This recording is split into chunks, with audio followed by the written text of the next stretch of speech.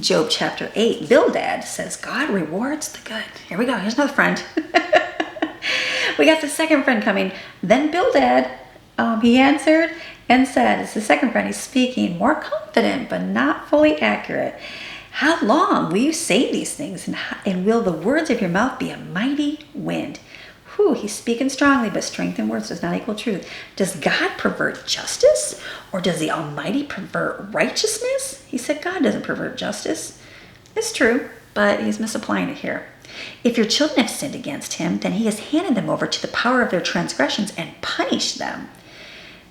He, again, is assuming, this is another friend that's assuming that Job's loss here is because of sin. But that's not how God works. That's not how God always works. If you would diligently seek, if you would just do this, it would be okay. If you would diligently seek God and implore the compassion and favor of the Almighty, he's not very good, then if you are pure and upright, surely now he will awaken for you and restore your righteous place. He says that restoration is possible here, but he limits it to if you're righteous enough, Job. Though your beginning was insignificant, yet your end will greatly increase.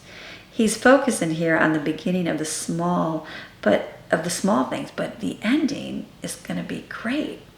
But he's missing the grace and suffering here that Job's going through. Inquire, please, of past generations, and consider and apply yourself to these things searched out by their fathers.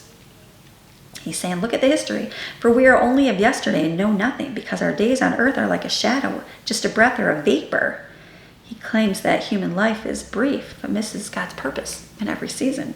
Will they, the fathers, not teach you and tell you and utter words from their hearts, the deepest part of their nature? He's leaning on tradition here. Can the papyrus grow up without a marsh? Can the rushes or reed grass grow without water?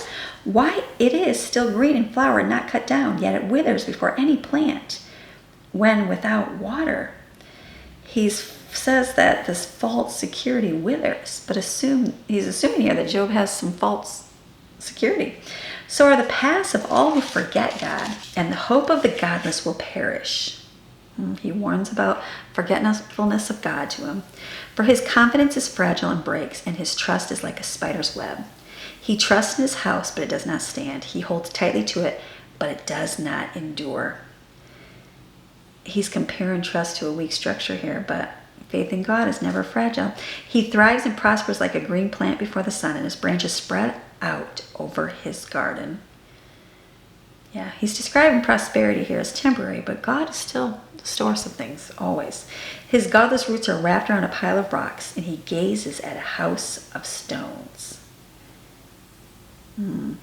If he is snatched from his place in the garden, then his place will forget him, saying, I have never even seen you. He's saying the wicked are uprooted, but Job is not being uprooted because of his wickedness here. Behold, this is the joy of his way, and from out of the dust others will spring up and grow to take his place. He's assuming that joy belongs only to the blameless, but he's misdefining blameless here. Behold, God will not reject a man of integrity, nor will he strengthen or support evildoers. He's mislabeling Job again. He will yet fill your mouth with laughter and your lips with joyful shouting, if you are found blameless. He promises the laughter, but doesn't understand timing or processes.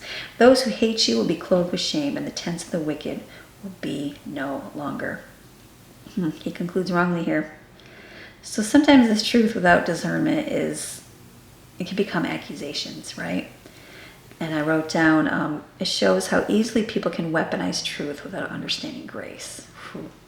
I think that's so very true, especially in our world, because it's very easy just to start making accusations, speaking what God's truth is. Well, maybe that's why you're this. Maybe that's why you're this. No, don't start doing that. You focus on you. Me. I'll focus on me. You focus on you. That's what we're going to do. So, yay. All right, come back tomorrow. Read more.